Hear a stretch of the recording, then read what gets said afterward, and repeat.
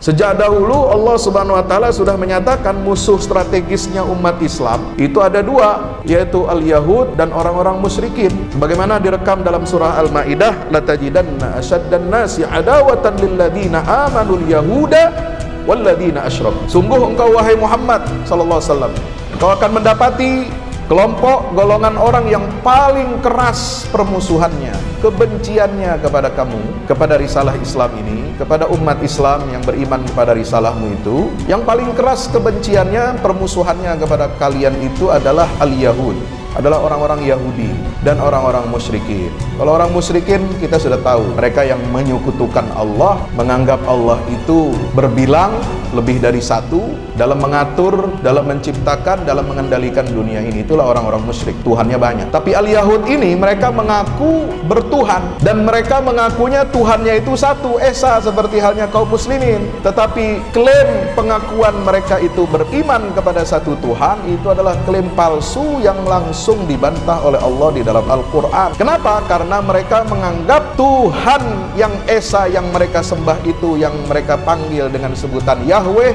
itu bukanlah Tuhan yang asli, yang benar sebagaimana diwahyukan oleh Allah dalam risalah para nabi dan rasul, mulai dari Nabi Adam sampai Nabi kita Muhammad SAW. Kenapa? Karena mereka menganggap Tuhan yang mereka sembah itu adalah Tuhan yang eksklusif, Tuhan yang nasionalistik, Tuhan yang hanya disembah oleh bangsa Israel. Jadi Tuhan itu bukan Tuhan semesta alam, tidak sebagaimana akidah Islam yang diajarkan oleh Allah melalui Rasulullah Muhammad SAW. Allah itu adalah Rabbul Alamin, Tuhan bagi seluruh bangsa dan seluruh alam semesta.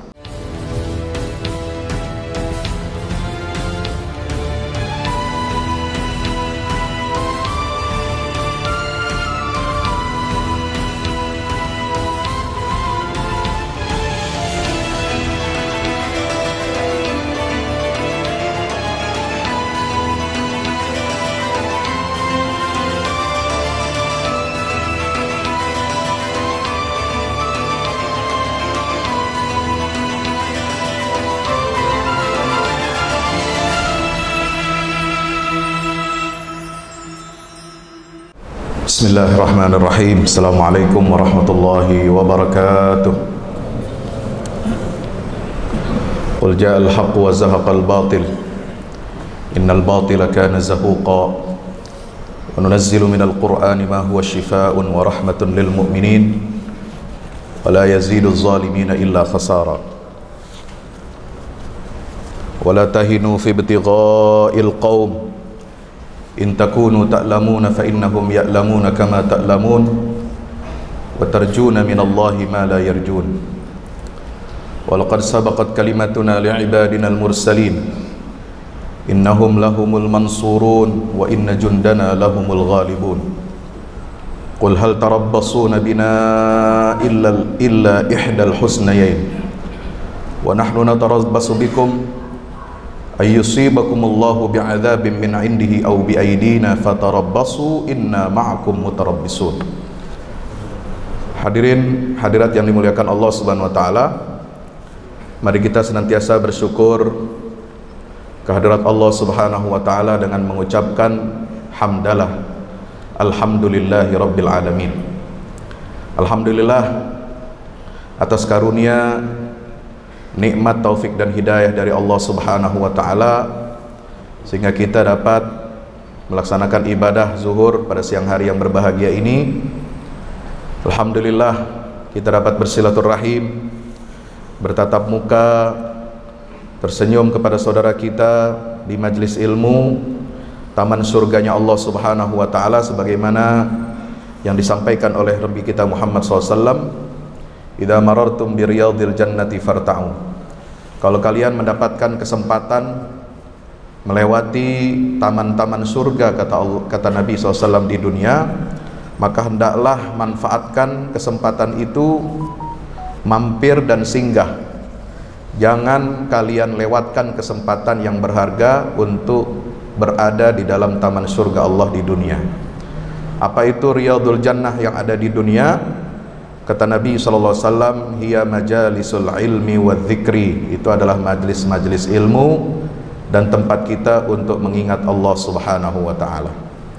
Salawat dan salam tak lupa mari kita sampaikan kepada junjungan kita baginda Rasulullah Muhammad sallallahu alaihi wasallam beserta seluruh keluarga, para sahabatnya. Mudah-mudahan tercurah limpahkan untuk kita semua pengikutnya yang istiqamah dengan agamanya, yang menjalankan sunnah-sunnah Nabi, dan insya Allah mudah-mudahan kita di akhir hayat mendapatkan husnul khatimah. Amin ya rabbal alamin. Nilai-nilai strategis dari perang Badai Al-Aqsa, inilah tema kita pada siang hari ini. Kenapa saya katakan nilai strategis? Yang pertama, karena musuh yang dihadapi oleh umat Islam, terutama di Palestina, wabil khusus lagi di jalur Gaza, itu merupakan pejuang-pejuang Palestina itu berada di garis terdepan, mewakili saya dan saudara-saudara semua untuk melawan ketidakadilan global, kezaliman yang nyata luar biasa. Ya, kalau Anda menyaksikan, mendengar ketidakadilan di negara-negara muslim atau di negara-negara di luar Islam sana, itu terjadi secara parsial, sporadis.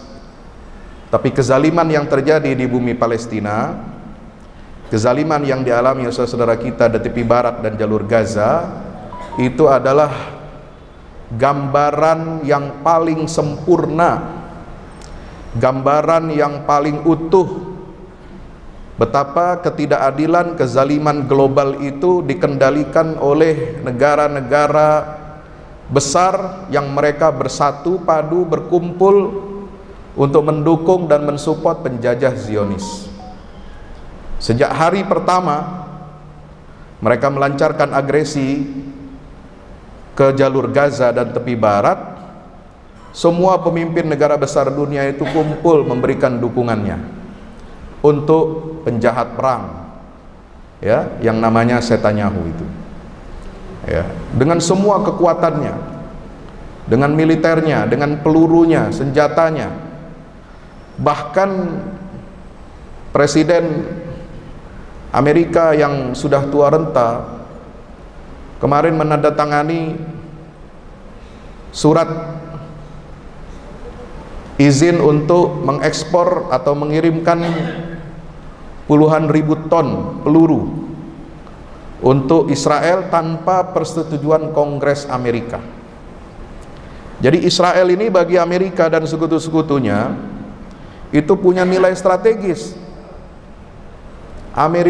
Amerika dan sekutu-sekutunya memandang Israel ini adalah anak emas yang tidak boleh disentuh sedikit pun, karena dia mencerminkan, merepresentasikan seluruh kepentingan-kepentingan besar bagi negara adidaya yang ada di Timur Tengah, dan mereka yang berada di Timur Tengah ini tepat berada di jantungnya kehidupan dunia Islam atau umat Islam di seluruh dunia. Jadi musuh para pejuang Palestina ini adalah musuh yang strategis, ya. Bukan hanya zaman sekarang. Sejak dahulu Allah Subhanahu wa taala sudah menyatakan musuh strategisnya umat Islam itu ada dua, yaitu al-Yahud dan orang-orang musyrikin. Sebagaimana direkam dalam surah Al-Maidah, latajidanna asyaddan nasi adawatan lil ladzina amanul yahuda wal ladzina asyraku. Sungguh engkau wahai Muhammad sallallahu alaihi wasallam, engkau akan mendapati kelompok golongan orang yang paling keras permusuhannya, kebenciannya kepada kamu, kepada risalah Islam ini, kepada umat Islam yang beriman kepada risalahmu itu. Yang paling keras kebenciannya, permusuhannya kepada kalian itu adalah al-Yahud, adalah orang-orang Yahudi dan orang-orang musyrikin. Kalau orang musyrikin kita sudah tahu, mereka yang menyekutukan Allah, menganggap Allah itu berbilang lebih dari satu, berserikat dalam mengatur, dalam menciptakan, dalam mengendalikan dunia ini. Itulah orang-orang musyrik, Tuhannya banyak. Tapi al-Yahud ini mereka mengaku bertuhan.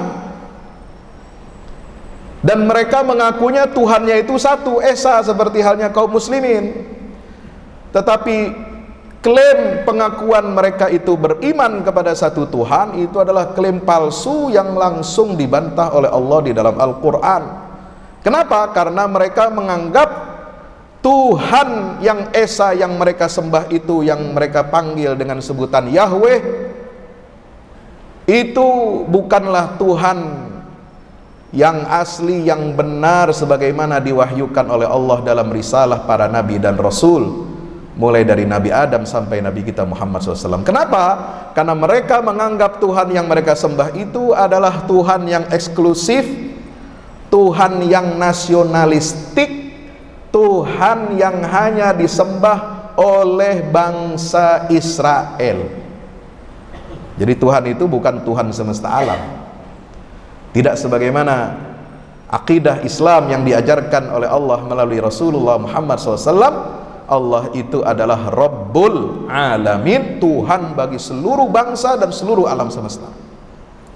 Maka mereka mengkooptasi dan kalau istilah dagangnya itu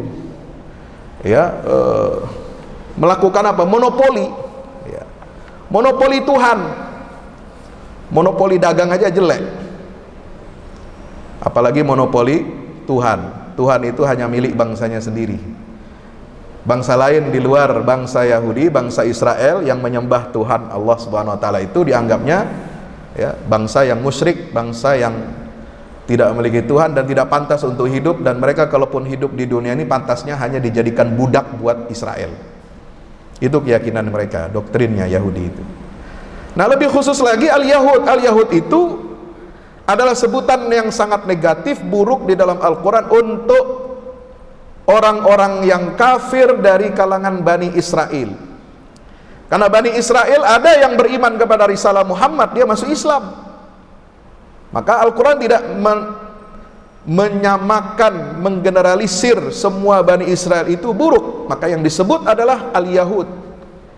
Karena di antara anak-anak Nabi Yakub yang bergelar Israel itu, jelas mereka itu adalah orang-orang yang muslim, yang menyembah Allah, yang mentauhidkan Allah Ta'ala. Disebutkan dalam Al-Quran dengan istilah Al-Asbat.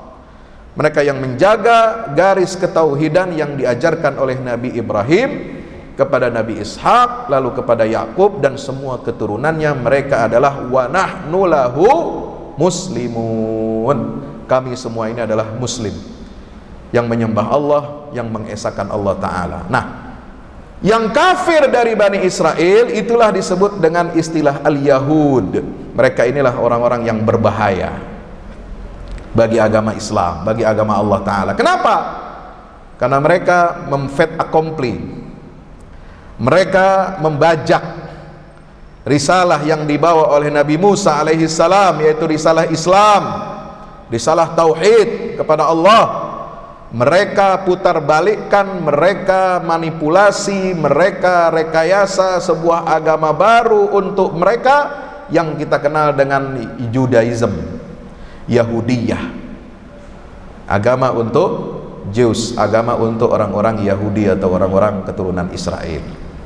Nah, itu seburuk-buruk rekayasa yang mereka lakukan. Maka Al-Quran memandang mereka ini sebagai musuh yang strategis, musuh nomor satu, bukan hanya secara militer sebab kalau secara militer dulu kekuatan Yahudi di Madinah, di Jazirah Arab, tunduk kalah kepada Islam, kepada kaum muslimin.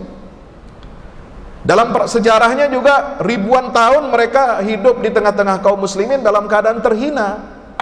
Baru sekarang aja di backup oleh Inggris sejak tahun 1917 dengan deklarasi Balfour, kemudian di backup oleh Amerika yang menang perang dunia kedua. Kalau Inggris menang perang dunia ke-1, setelah menang perang dunia kedua tahun 45, setelah mereka mengalami Holocaust, pembantaian oleh Nazi Hitler tahun 43-44, mereka didukung oleh kekuatan dunia yang membentuk Liga Bangsa-Bangsa, lalu berubah menjadi Persekutuan Bangsa-Bangsa, menandakan berakhirnya era kolonialisme, tapi kemudian melahirkan kolonialisme baru di Timur Tengah dengan memberikan tanah Palestina kepada Yahudi dari seluruh dunia untuk tinggal di dalamnya.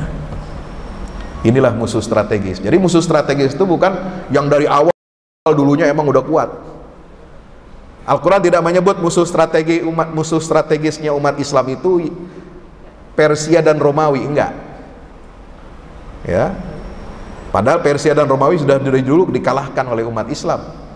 Dari abad pertama, dari abad pertama Hijriah itu sudah ditaklukkan oleh umat Islam. Musuh strategis umat Islam itu adalah al-Yahud walladzina asyraku.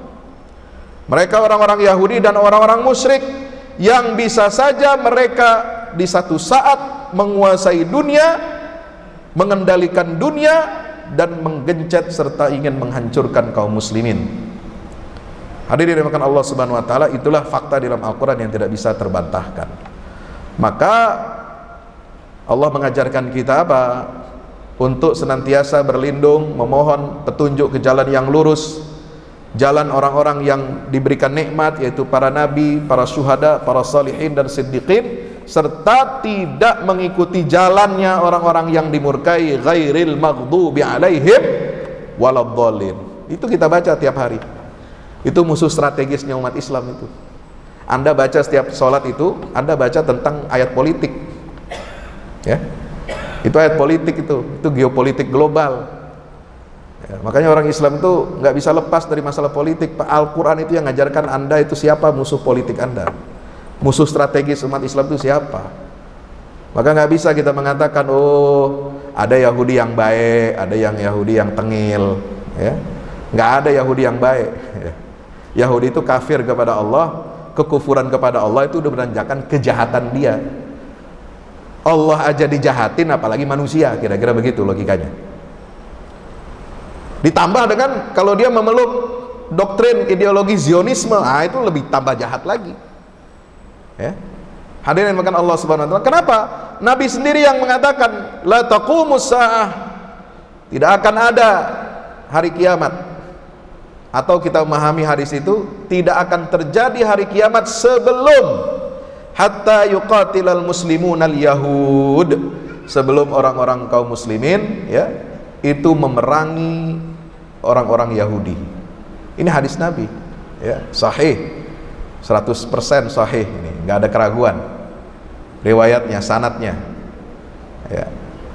Nabi yang mengatakan demikian. Jadi menandakan hari kiamat itu ada terjadi perang besar antara kaum muslimin dan Yahudi. Kenapa? Karena Rasulullah menyadari meskipun kekuatan Yahudi di masa Nabi itu sudah dihancurkan, dikalahkan di Madinah, diusir dari Madinah dan dari Jazirah Arab, padahal mereka memiliki kekuatan membangun benteng-benteng, benteng Khaybar yang paling besar, ada benteng Bani Quraiza, Bani Nadir, Bani Qainuqa, semuanya diratakan dengan tanah oleh kaum muslimin.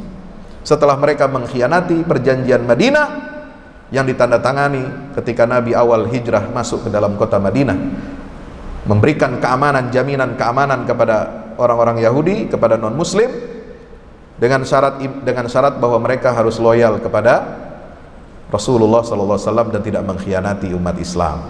Dan itu dikhianati pada tahun ke-5 Hijriah dalam perang Ahzab. Ini musuh strategis. Meskipun Nabi tahu itu, kemudian mereka terhina, ya, terombang-ambing, terusir di seluruh negara. Nabi tahu bahwa di akhir zaman itu mereka akan kembali kuat dan akan mendominasi dunia. Kok bisa Nabi tahu? Ya dari wahyu Allah. Dari mana wahyu Allah mengabarkan kita? Baca surat Al-Isra ayat 4-8, ente baru paham tuh. Ya. Ketika Allah mengatakan ini bagian dari iman kita kepada takdir, qada dan qadar Allah itu, ya. Kenapa? Karena ayatnya mengatakan wa qadaina, kami telah tetapkan. Qada dan qadar itu apa? Salah satu rukun iman. Kalau Anda nggak percaya itu, berarti Anda kufur kepada Allah. Ya.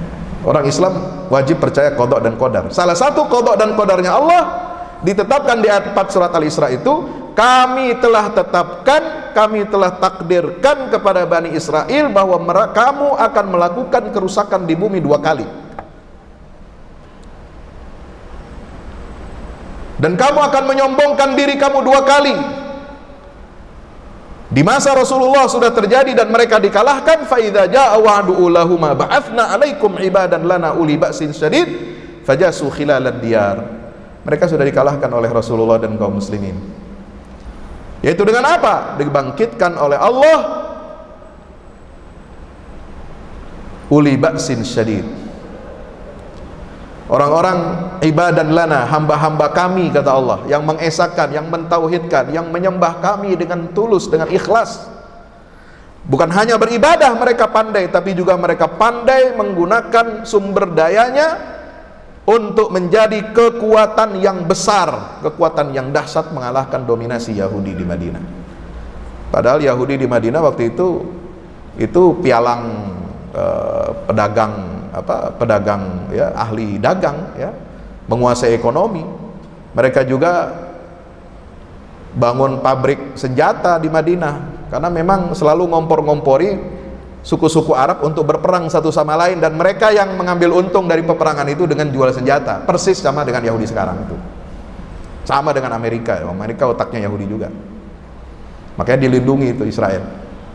Ini harta karun Amerika ya, nilainya lebih besar daripada nilai cadangan minyak dan gas bumi yang dikuasai oleh Amerika di negara di Timur Tengah. Itu Israel. Makanya Presiden Israel kemarin ngomong apa? Ya. Perang yang terjadi di Gaza ini bukan hanya sebatas antara Hamas dengan Israel, kata presidennya. Tapi perang yang kami lancarkan sekarang ini adalah dalam rangka menyelamatkan peradaban barat. Coba. Berarti yang dihadapi oleh pejuang Palestina di Gaza ini adalah kekuatan peradaban barat dengan seluruh sumber dayanya. Bayangkan. Kalau Anda tidak membantu mereka, berarti Anda bukan umat Rasulullah. Karena yang dihadapi inilah musuh strategis umat Islam yang dikabarkan oleh Allah dalam Quran dan sunnah Nabi. Kalau ada yang mengaku-ngaku paling ahlu sunnah tapi nggak bantu mereka, berarti dia sunnahnya bohongan tuh. Nauzubillah min. Ini dikabarkan oleh Rasulullah, Pak. Ya. Sudah terjadi, itu musuh strategis kalah. Dan Nabi mengetahui bahwa mereka akan bangkit lagi, mereka akan, itu persis seperti digambarkan atau dikabarkan dalam Al-Quran, "Tsumma radadna lakumul karrata 'alaihim wa amdadnakum bi amwalin wa banina wa ja'alnakum aktsara nafira." Kami akan kembalikan kekuatan kalian, wahai Bani Israel, setelah hancur, setelah terisolasi, setelah mereka diaspora, lemah di seluruh dunia, mereka kemudian akan dibangkitkan lagi, bangkit lagi. Kami berikan kepada mereka kesempatan ya, untuk menguasai dan mengalahkan umat Islam. Wa amdadnakum bi amwalin wa banin, kami berikan suplai buat kalian Yahudi, Bani Israel, harta yang banyak, anak-anak yang banyak ya. Wa ja'alnakum aktsara nafira, dan kami jadikan kalian aktsara nafira, sekelompok atau segolongan manusia di atas muka bumi ini yang ya paling kuat persenjataannya. Itu aktsara nafira. Maka Allah mengatakan fa idza jaa wa'dul akhirah, kalau datang waktu kerusakan yang kedua di akhir zaman itu ya, para ulama, para futurolog mengatakan itulah kejadian yang saat ini yang ada di hadapan kita di akhir zaman, di mana Yahudi menjadi kekuatan yang dominan dan mengendalikan negara-negara besar di dunia. Maka Allah memastikan, mentakdirkan, fa idza jaa wa'dul akhirah liyasu'u wujuhakum, jika datang waktu kehancuran yang kedua, kesombongan kalian yang kedua, lalu kemudian dibinasakan, maka apa? Hamba-hamba Allah ibadan lana yang ada di ayat berapa itu? Ayat 5 tadi, yang memiliki kekuatan besar, mereka akan kembali, akan menghukum kalian. Berarti ini janji Allah ya.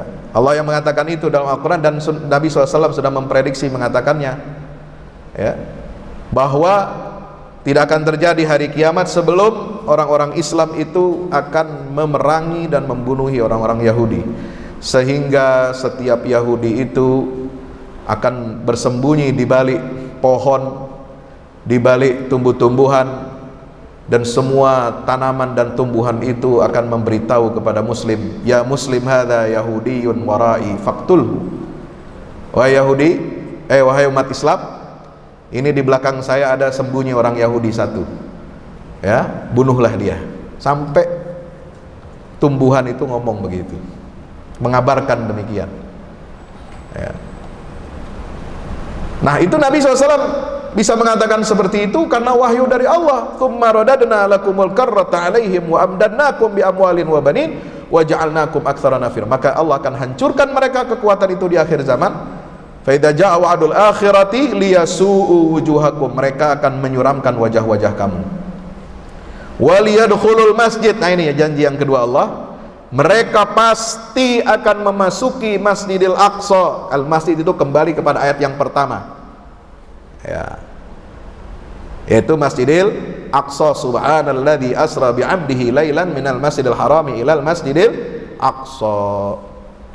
Mereka kaum muslimin yang mengalahkan Yahudi di akhir zaman itu, mereka pasti akan membebaskan dan memasuki Masjidil Aqsa kama dakhaluhu awwala marrah, sebagaimana mereka dahulu pernah memasukinya untuk pertama kali.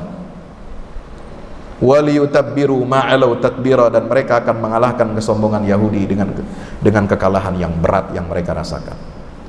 Bapak yang dirahmati Allah, ini janji Allah. Janji Allah itu pasti, ya. Jadi kemenangan mujahidin di Palestina atas musuhnya Yahudi itu seperti pastinya kita akan menyaksikan matahari terbit setiap pagi di ufuk timur.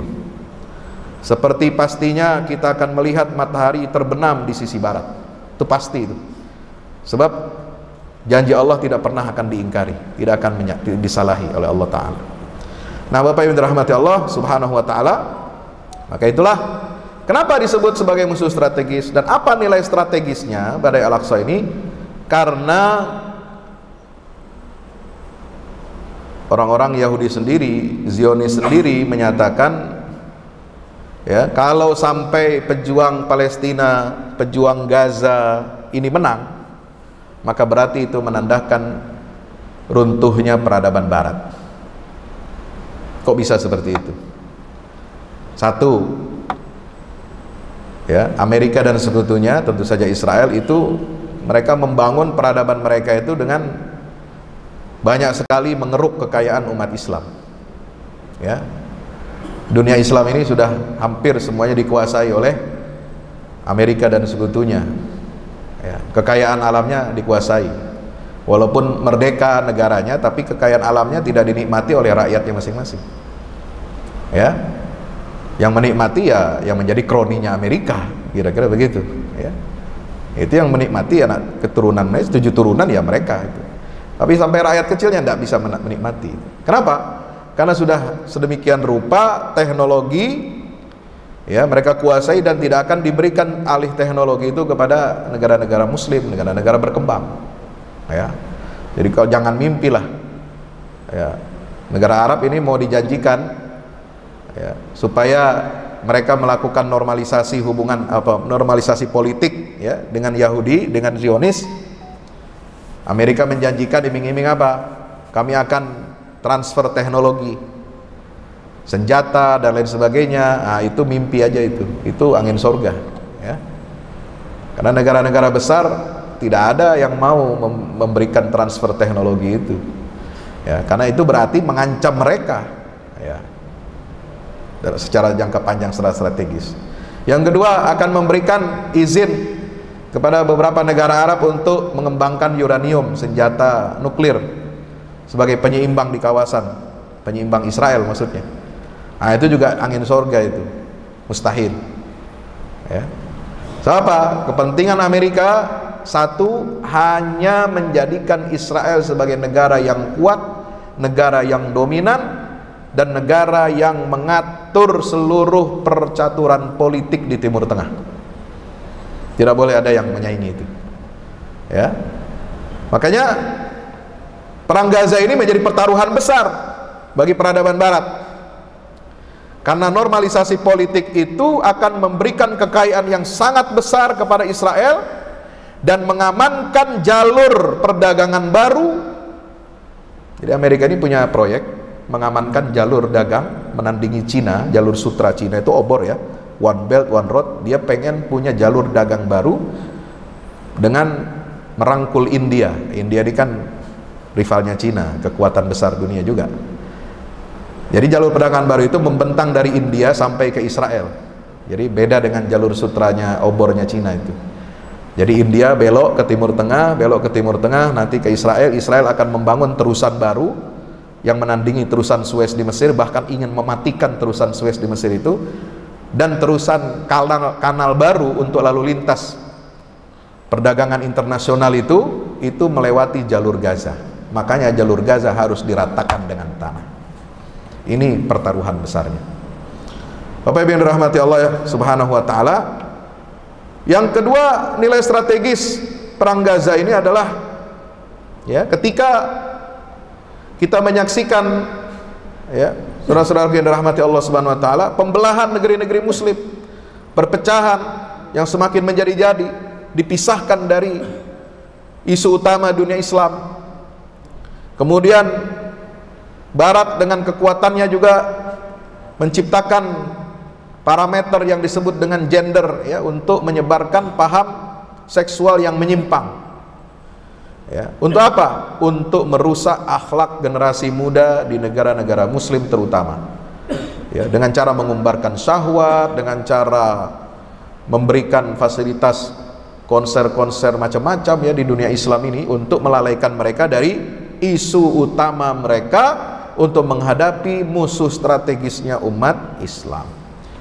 Berikutnya, nilai strategis perang Gaza ini adalah di Barat ini sedang ada ancaman. Ancaman apa? Islamisasi.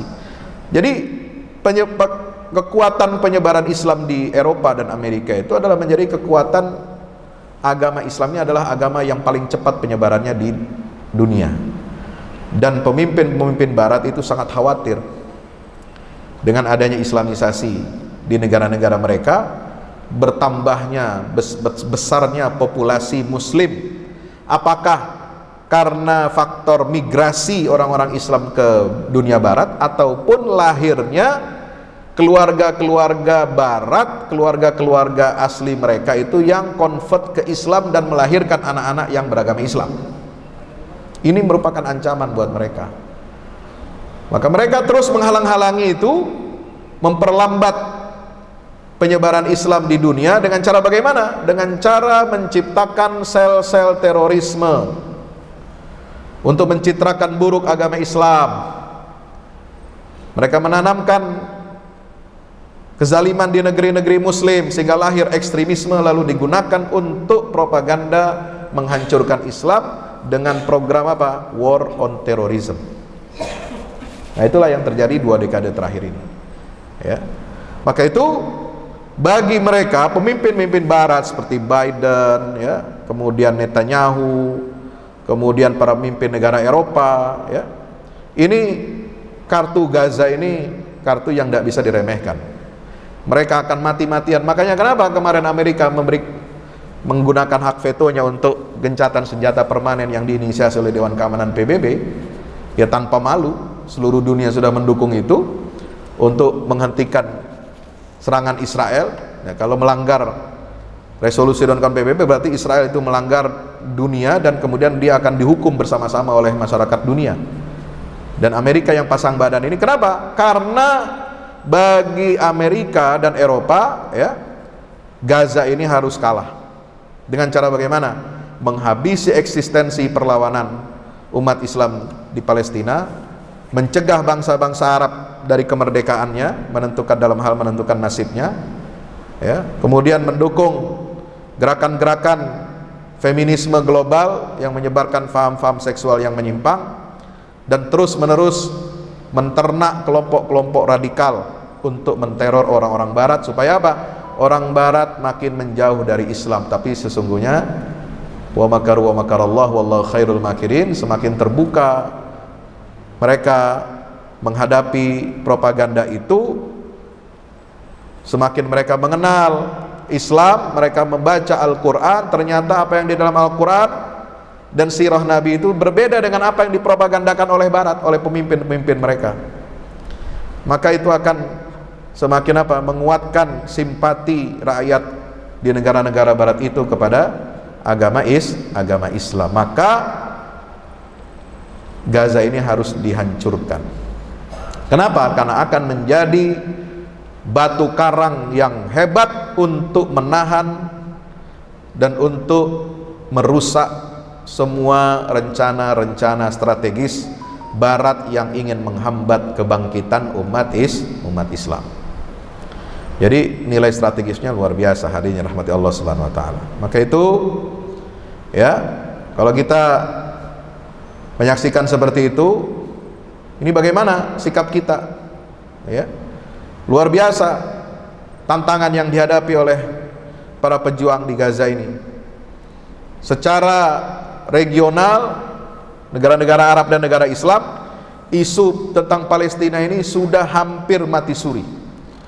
20 tahun sejak Amerika melancarkan perang melawan terorisme, isu Palestina ini dipinggirkan oleh Amerika supaya umat Islam ini tidak memberikan perhatian kepada pembebasan Masjidil Aqsa. Kita disibukkan dengan isu perang global melawan terorisme, kelompok ekstremis dan radikal. Kita disibukkan dengan perang melawan ISIS, ya, Islamic State of Iraq and Syria. Ya, itu kan ciptaannya Mossad, ciptaannya CIA dan Mossad untuk merusak dunia Islam dengan memberikan citra yang sangat buruk kepada paham Islam yang mengajarkan untuk jihad di jalan Allah Ta'ala, tapi disalahgunakan, ya, memang dirancang sedemikian rupa. Kenapa? Karena Tel Aviv ini itu memiliki pusat-pusat studi pengembangan riset khusus untuk mendidik agen-agen Zionis di dunia Islam. Ya, ada beasiswanya S1, S2 sampai S3. Belajar bahasa Arab, belajar fikih, bahkan diajarkan supaya hafal Quran. Ya, tapi diisi dengan doktrin Zionisme. Mereka berdalilnya dengan Al-Quran, berdalilnya juga dengan sunnah Nabi. Itu cara mereka. Ya, sehingga, hebat itu. ISIS itu seolah-olah mewakili Islam kan kalau ngomong. Ya, padahal itu di belakangnya itu adalah CIA dan Mossad untuk menghancurkan Islam. Ya, maka ketika muncul gerakan perlawanan jihad di Palestina yang bukan dan tidak menjadi binaan atau ciptaan Israel, mereka belengsatan. Ya, mereka merasa kecolongan. Wah, ini bahaya ini kalau jihad yang benar ini muncul ke permukaan. Ya, dengan membawa nilai-nilai Islam yang benar, rahmatul alamin. Contoh seperti memperlakukan tawanan itu kan pukulan telak buat Zionis itu. Di mana mereka memperlakukan tawanan Muslim dengan terhina, ya.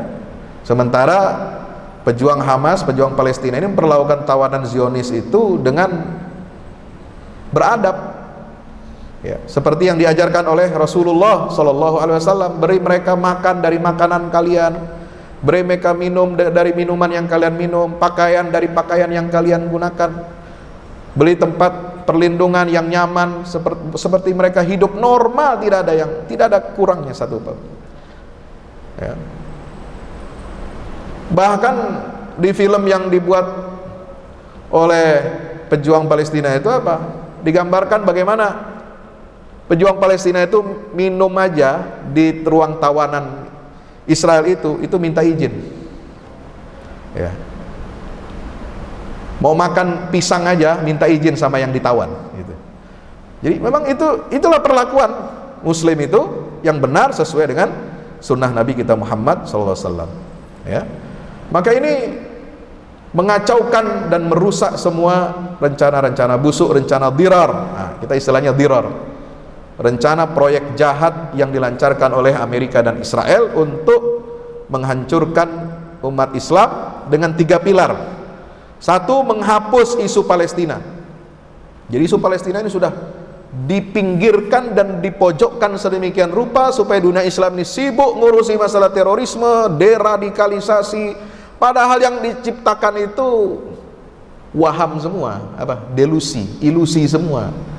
Ya, itu kelompok teroris-teroris yang ada itu ciptaan Amerika Barat semua itu, supaya menyibukkan umat Islam, kita saling menyalahkan. Ya, akhirnya kita saling menuduh satu sama lain, radikal. Nah itu buatan Israel begitu. Ya. Sementara isu Palestina tertutupi, tidak ada yang perhatikan. Nah mereka kemudian bergerak untuk apa? Bergerilya dengan dana yang besar, dengan lobi politik yang besar, mendekati negara-negara Arab dan dunia Islam. Ya, setelah Uni Emirat Arab, Bahrain, Tunis, Aljazair, Sudan, Maroko itu membuka hubungan normalisasi politik dengan Israel, agenda mereka selanjutnya adalah Saudi Arabia. Dan Saudi Arabia tinggal nunggu waktu untuk menandatangani itu, tapi kemudian digagalkan oleh para pejuang Palestina dengan apa? Serangan tanggal 7 Oktober itu. Kalau Saudi Arabia jebol, dipastikan Indonesia juga akan jebol. Karena negara muslim di Asia Tenggara hanya 3, yaitu Indonesia, Malaysia, dan Brunei. Ini mereka 3 ini yang nggak punya hubungan politik dengan Israel. Semua negara ASEAN sudah punya hubungan politik dengan Israel sejak lama. Jadi kalau Arab Saudi jebol pertahanan itu, maka ASEAN, muslim terbesar di dunia, juga akan ikut masuk dalam irama normalisasi politik dengan Israel. Mereka sudah kembangkan apa? Abraham Accord, Abraham Religion, semua proyek politik yang dikemas dengan sangat apik, dengan bahasa dialog antar agama, seolah-olah dialog tokoh-tokoh agama ini bisa menyelesaikan masalah penjajahan di bumi Palestina. Nggak bisa. Anda mau menyelesaikan masalah penjajahan ya harus dengan perlawanan, bukan dengan dialog. Ya. Maka faksi pejuang Palestina di bumi Palestina ini sangat populer. Ya, survei yang diadakan di masa sebulan, sudah 60 hari lebih ya, dilakukan di tepi barat jalur Gaza, itu mayoritas rakyat Palestina di jalur Gaza dan tepi barat mendukung operasi militer Badai Al-Aqsa yang dilancarkan oleh faksi-faksi perlawanan Palestina. Ya, mendukung, Pak. Mereka hanya memiliki opsi perlawanan kepada penjajah, karena kalau hanya mengandalkan diplomasi dan dialog, tidak akan bisa mungkin merebut kemerdekaan dan tidak akan mungkin bisa membebaskan Masjidil Aqsa. Kenapa? Karena dalam dialog dan diplomasi yang menentukan syarat-syarat itu adalah mereka yang berkuasa dan yang lebih kuat, yaitu Israel dan Amerika. Tapi dengan adanya serangan-serangan ini, dan penyerangan itu bukan serangan ofensif, itu serangan defensif, membela diri. Ya, untuk apa? Mengeluarkan tawanan-tawanan Palestina di penjara Zionis. Ribuan orang, anak kecil, remaja, anak kecil aja udah ditangkap. Remaja-remaja belasan tahun sudah dipenjara. Perempuan, ibu-ibu yang masih muda juga dipenjara, dan mereka diberikan hukuman puluhan tahun sampai ratusan tahun. Ya. Tawanan Palestina yang ada di penjara Zionis yang sudah berumur lanjut sampai mati di penjara itu nggak bisa dikeluarkan. Kenapa? Karena belum menyelesaikan masa tahanannya. Jadi jenazahnya itu masih dalam peti es di dalam penjara, ya, itu nggak bisa dikubur, nggak bisa dikeluarkan, nggak bisa dikembalikan kepada keluarganya. Sampai begitu jahatnya itu Zionis itu. Maka mau nggak mau ini harus dikeluarkan. Nah, itulah kenapa ada serangan 7 Oktober. Pejuang Palestina itu menculik, menawan tentara-tentara dan rakyat sipil Israel untuk ditukar dengan tahanan-tahanan Palestina yang ada di penjara Zionis. Ini banyak yang nggak paham, dikiranya oh Palestina ini nyerang Israel gitu ya.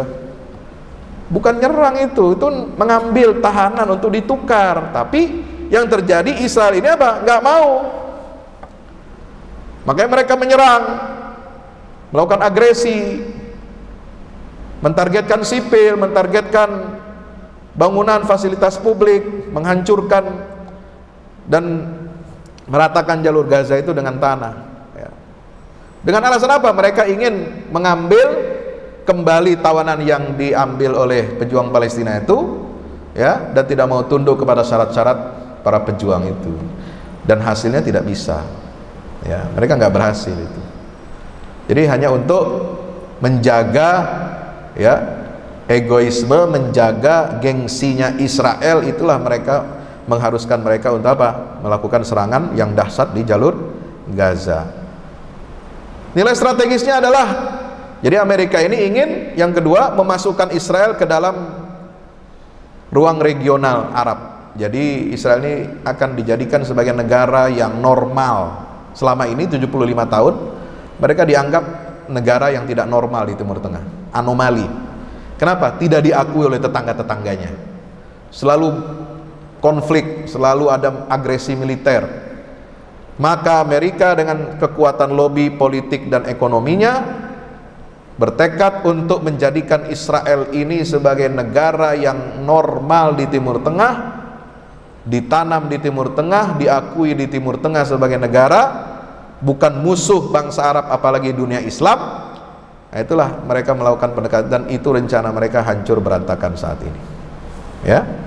Yang ketiga, selama ini, selama 75 tahun Amerika dan sekutunya itu melakukan apa?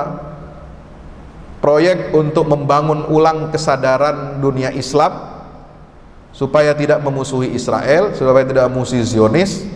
Dengan cara bagaimana? Dengan cara menghancurkan muatan-muatan akidah dalam hubungan sikap umat Islam kepada Israel. Jadi dia kikis tuh masalah akidah. Ente kalau bicara konflik Israel Palestina nggak usah bawa-bawa akidah. Ini masalah politik aja, bisa selesaikan dengan baik. Ini masalah prosedural. Ya, setelah ditandatangani perjanjian damai di Oslo tahun 93 antara PLO dengan Israel, maka dianggap persoalan Palestina sudah selesai. Ini hanya persoalan prosedural aja. Udah nggak ada masalah ideologis, nggak ada masalah akidah. Padahal dalam Al-Quran dan Sunnah begitu banyak ruang, ya, yang disebutkan dalam Al-Quran bagaimana Yahudi ini itu menjadi musuh strategisnya umat Islam. Maka itu mari kita terus meningkatkan kewaspadaan, terus meningkatkan awareness dan kesadaran kita, agar kita melihat dan memandang persoalan yang ada di tengah-tengah dunia Islam ini bukan dalam perspektif kacamata Barat, ya.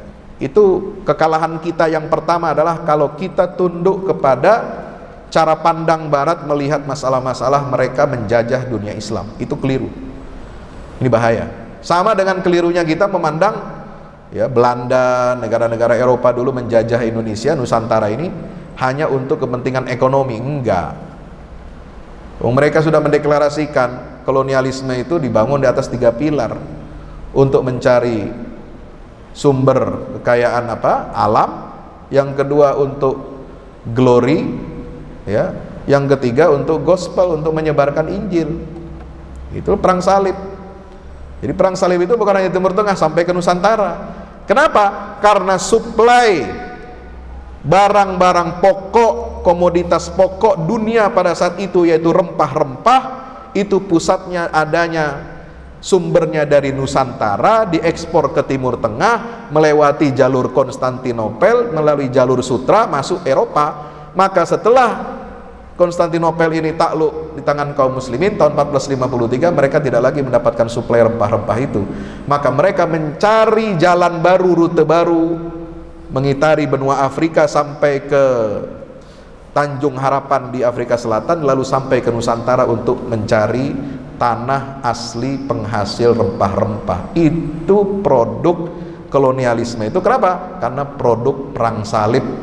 Eropa tidak mampu melawan Turki Utsmani, sehingga sampailah penjajahan itu ke Nusantara.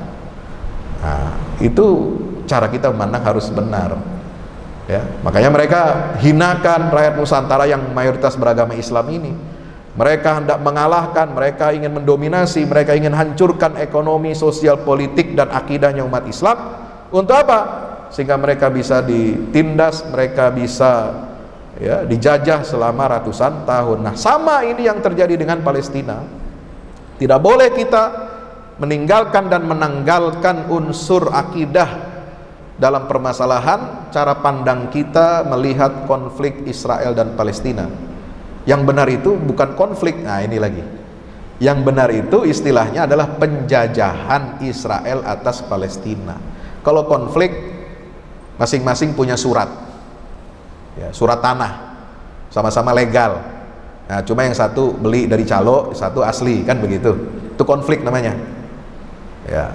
Kalau Israel tuh nggak punya surat tanahnya, tahu-tahu merampas, tahu-tahu mengklaim, tahu-tahu mengusir penduduk asli Palestina. Itu bukan konflik, namanya pendudukan, penjajahan. Seperti gerombolan penjahat datang ke rumah Anda, mengklaim rumah Anda itu milik dia, nggak punya surat tanahnya, nggak punya IMB-nya, nggak punya landasan hukum apa-apa, tiba-tiba dia menduduki rumah kita.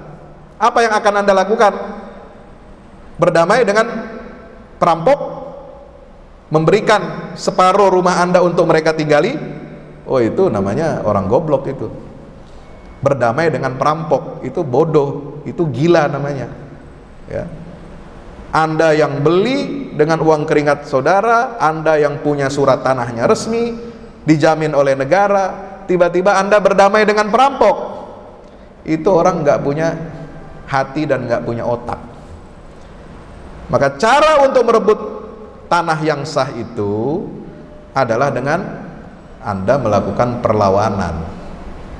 Maka Nabi SAW mengatakan, man qutila duna malihi fahuwa syahid. Orang kalau terbunuh, terzalimi karena membela hak propertinya, apalagi itu tanah itu sakral, ya, maka dia dihukumi oleh Rasulullah matinya mati syahid. Demikian Bapak Ibu yang dirahmati Allah Subhanahu wa taala, supaya kita tidak gagal paham, ya, memandang masalah ini sangat strategis bagi dunia Islam. Ketika dunia Islam tidak mampu untuk menghentikan genosida di jalur Gaza, ya, kita hanya diam, kemudian hanya teriak, mengutuk.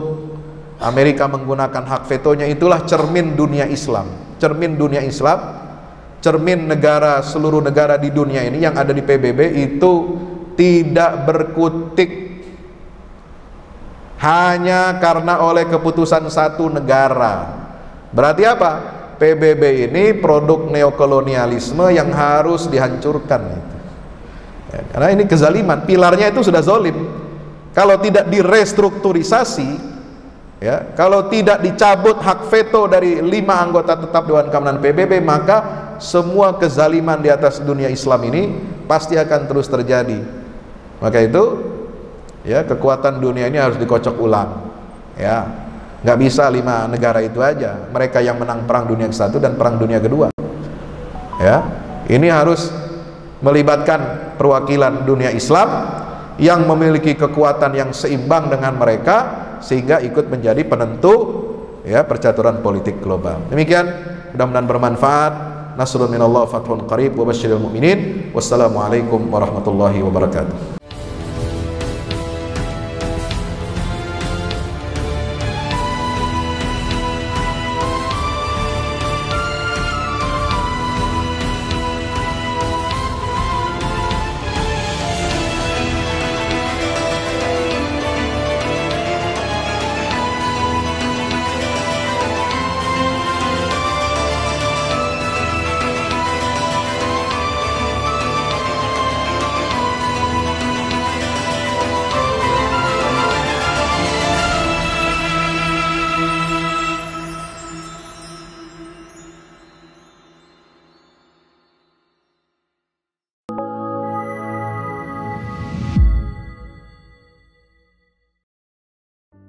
Assalamualaikum warahmatullahi wabarakatuh. Di zaman dan era global yang semakin menuntut kita untuk terus bergerak, ada kebutuhan yang senantiasa harus kita penuhi dalam kehidupan kita. Zaman di mana segala kebutuhan terasa sangat mendesak. Salah satunya adalah kebutuhan sarana dakwah Al-Quran sebagai pusat peradaban. Al-Fahmu Institute hadir demi menjawab kebutuhan akan sarana dakwah Al-Quran di era masa kini. Kami melihat latar belakang yang ada untuk menjawab tuntutan seperti kebutuhan sarana dakwah Al-Quran yang meningkat di ibu kota, kebutuhan akan pusat pembibitan hafiz Al-Quran, kebutuhan pusat pengkajian Al-Quran, kebutuhan akan pusat dakwah kreatif berbasis Al-Quran, kebutuhan sarana media berkat umat Islam, ibu kota, dan Indonesia, juga kebutuhan akan adanya sarana pusat kaderisasi guru tahfiz dan mufasir di ibu kota. Yayasan Al-Fahmu International Indonesia sedang membangun gedung pusat dakwah Quran yang berlokasi di Jalan Pengukiran 3, Pekojan, Tambora, Jakarta Barat. Gedung pusat dakwah Quran ini insya Allah akan menjawab tantangan dan kebutuhan akan sarana dakwah Al-Quran yang ada, seperti yang digagas oleh Direktur Al-Fahmu Institute, Kiai Haji Fahmi Salim MA, yaitu tugas peradaban kita semua adalah untuk berperan dalam menerjemahkan cetak biru peradaban, yaitu Al-Quran, dalam dunia nyata. Kami mengajak jamaah semua untuk ikut dalam perdagangan yang tidak merugi ini, sebagaimana yang disampaikan dalam Al-Quran Surat Fatir ayat 29-30, yang artinya, sesungguhnya orang-orang yang selalu membaca kitab Allah dan mendirikan sholat, dan menafkahkan sebahagian dari rezeki yang kami anugerahkan kepada mereka, dengan diam-diam atau terang-terangan, mereka itu mengharapkan perniagaan yang tidak akan merugi, agar Allah menyempurnakan kepada mereka pahala mereka, dan menambah kepada mereka dari karunia-Nya. Sesungguhnya Allah Maha Pengampun lagi Maha Mensyukuri. Gedung Pusat Dakwah Quran Al-Fahmu Institute terdiri dari 4 lantai, di mana di lantai 1 terdapat Masjid Quran Mulia, dan di setiap lantainya insya Allah diperuntukkan demi berlangsungnya tugas mulia dalam perjuangan dakwah Al-Quran.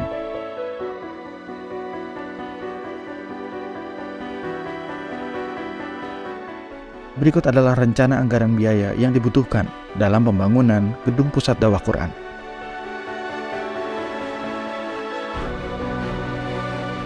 Dalam kesempatan yang mulia ini, kami mengajak jamaah semua untuk ikut dalam gerakan sedekah Lailatul Qadar di setiap malam ganjil di bulan Ramadan. Salurkan melalui nomor rekening berikut ini.